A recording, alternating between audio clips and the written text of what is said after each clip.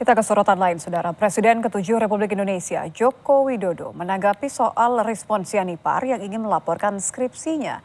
Jokowi mengatakan ia akan meladeni semua laporan tentang kepemilikannya.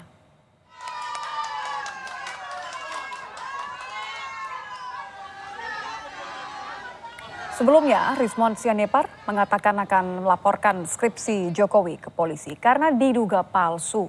Pakar digital forensik ini beralasan skripsi Jokowi menggunakan teknologi yang melampaui zaman ketika skripsi tersebut dibuat.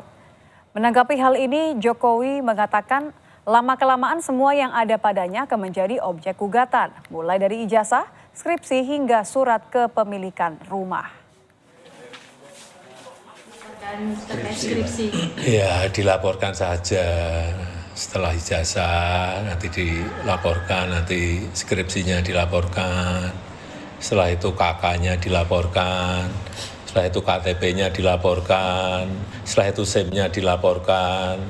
Terus nanti sertifikat tanah rumah dilaporkan.